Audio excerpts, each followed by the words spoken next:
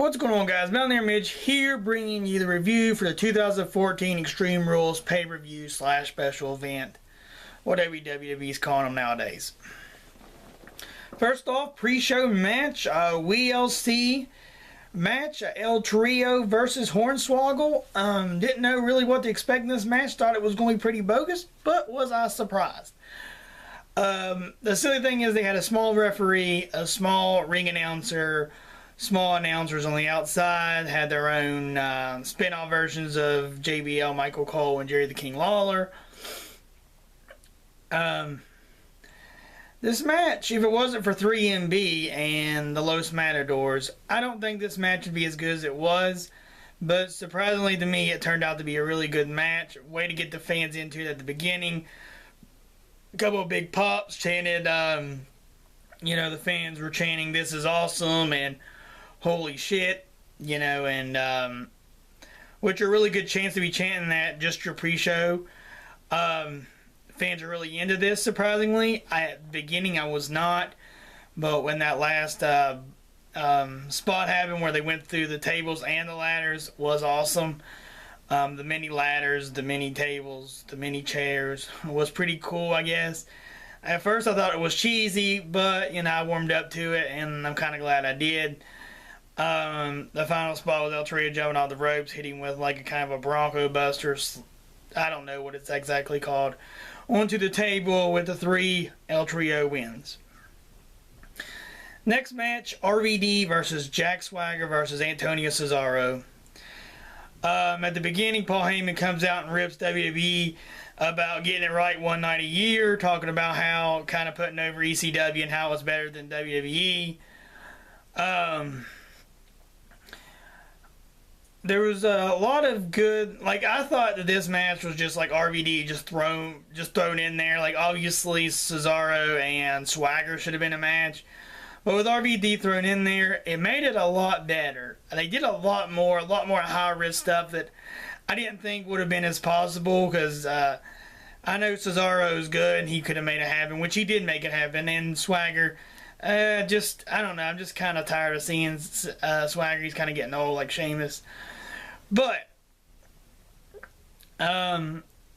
first elimination, which, to me, to my surprise, nobody knew it was an elimination match. Except the wrestlers, and the referee, and the ring announcer. That was about it. Like, I knew watching at home, but the fan didn't know what was going on. The announcer was like, "Did he not count the 3? Was it only a 2? But anyways, he hit the suplex, and RVD jumped on the top rope for the 5-star frog splash, which eliminated Swagger. Now, and then, after Swagger's eliminated, they had, everybody was just stopped. Like the fans were just like, what? And then they had to have Lillian Garcia get on the mic and say, "Jack Swagger is now eliminated." So then we go on to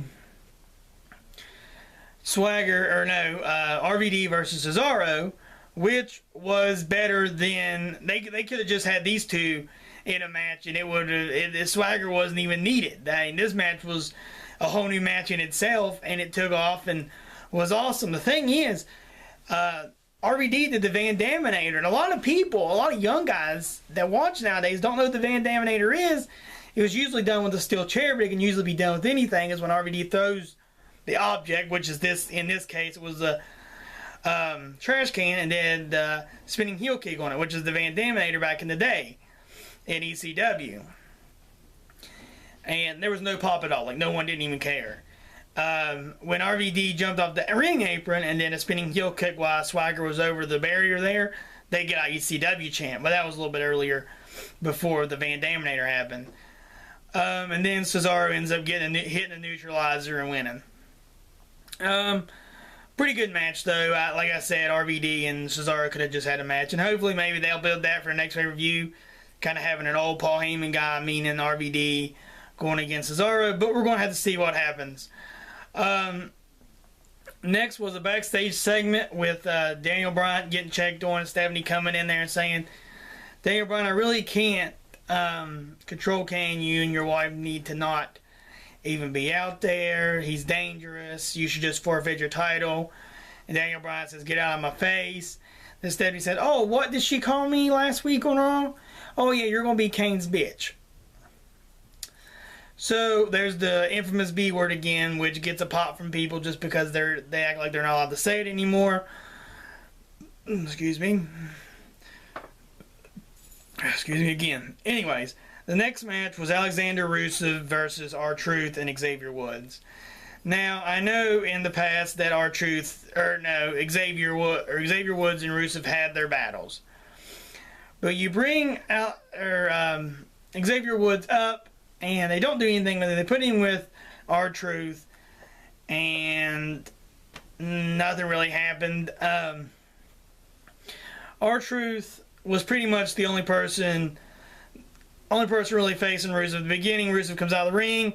They beat each other up. He throws him into the ring, gives him some kind of drop thing outside the ring, and that's all you ever see of Xavier Woods the rest of the match. R-Truth gets the blow in the force. But R-Truth got some pretty good hits in there and made R-Truth look pretty strong. I don't know why they're making Rusev look so weak. To me, all it would have taken is for me to be convinced is Rusev coming in there. Boom, hit one of them with the little spinning splash thing, whatever it's called, and then hitting the camel clutch on the other guy. Bada bing, bada boom, Rusev wins, which kind of what happened anyways. Rusev gets the victory, which I didn't figure would have changed anything after the match. He goes outside and then beats up on Woods a little bit, but that's all that's there. After that, we get an Evolution promo, which just them running their mouth and saying how they're going to beat the Shield and how about their egos and blah and who cares. Next match, not Daniel Bryan. Bad News Bear versus Big E for the Intercontinental Championship. Not much here, just the battling back and forth. Two big guys, strong guys, a couple of false finishes, and eventually Wade Barrett hits him with the bullhammer, hit him with the winds of change or whatever it's called, then the weights land. He also had him hit him with the bullhammer to end up beating Big E. So it kind of made him look strong in a way, but then he ended up losing the Intercontinental Championship anyways. So there that is. Alright, now next up is the Evolution versus the Shield match, which I thought this should have been the main event before it even happened. After it happened, I even thought more that it should have been the main event. This match was awesome. At the beginning, the Shield comes in, cleans house, throws all three of them out of the ring. Oh, looking good, the Shield. And then Seth Rollins and Triple H started off. Seth Rollins ends up getting beat down by all three of the Evolution members, and then eventually tags in Dean Ambrose, which looks strong at the beginning, but then he starts getting beat down by all three of them. They finally get the tag to Roman Reigns. Big Roman Reigns eventually will be World Heavyweight Champion coming soon. You can mark my word. He is one heck of an athlete, and he looks the part. He plays the part. That Superman punch is awesome. So, anyways, after Roman Reigns comes in there and beats down a little bit, it kind of fades off to Dean Ambrose fighting him. They're throwing them into the crowd, beating them all up, jumps over the announce tables to beat them up. They go into the crowd. They're fighting. Somehow Seth Rollins falls off. They throw Randy Orton and Triple H, that is. The Batista and Roman Reigns are still in the ring. But Randy Orton and Triple H throw Dean Ambrose down the steps. They're beating him up. And here comes Seth Rollins out of the stands and jumps down on them onto the concrete floor in the crowd. It was awesome. And then we cut back to the ring. Finally, Batista and Roman Reigns gets up. Batista hits him with the spine buster. At this point, I was like, oh, man, he's going to get him. Goes up for the powerbomb. Roman Reigns reverses it. Superman punches Batista. Calls for the spear. Hits the spear. Shield gets the win. They look back over. Everybody's still laid out on the floor in the crowd from where Seth Rollins landed on them. We go to some rewinds, and it shows Reigns over there in the crowd. They put the fists together, the Shield. Awesome. Should have been the main event, but that's fine. Next match, steel cage match between Bray Wyatt and John Cena. Just back and forth. Cena kept on trying to escape, and the Harper and Rowan wouldn't let him. They kept on pushing him back in the cage. Any little thing they can do to keep him from escaping. Eventually, Cena gets the best of him. All three Wyatts are laid out. Looks like Cena's going to win. Goes to open the cage door. The lights go out. The little sheet mask thing pops up. Then we hear the whole world's in your hands, but it's a deep demonic voice. Shows this little boy singing on the steps. Creepy little boy. Like his eyes are creepy. Like I don't even know what they're doing to this kid, but like his eyes are creepy. It was a pretty cool finish. Cena turns around. Bray Wyatt hits him with his sister Abigail. 1, 2, 3. And Bray Wyatt finally gets over on John Cena, which is awesome. I don't know where the storyline's going to go. Maybe Cena heel. I doubt it, but I surely hope so. Next match, Paige versus Tamina. Now, Tamina looks like, I think that eventually she should get the championship because she just even looks the part. I don't know how she is in the lacking wrestling ability. She didn't look too bad. But this match starts, they're just beating each other up. Last couple weeks, that Paige looked weak, like they beat the crap out of her and somehow she'd magically win. No difference here. Tamina's just beating the tar out of her, and eventually Paige gets a scorpion, the modified scorpion deadlock, reversals, something or another, whatever she calls it, and gets the win. Paige is on the top rope celebrating. We go to a Wyatt thing, and I thought maybe Paige was going to join the Wyatts. But it's a backstage segment where we learned that the boy that was singing to John Cena, his name was Lil Johnny, and he said, "Follow the buzzards," in that deep demonic voice, which is obviously a voice changer. But it still played the part and still looked pretty awesome. I really enjoy watching the Wyatt family. I think Bray Wyatt is going to be one day a superstar. Alright, now the main event, guys.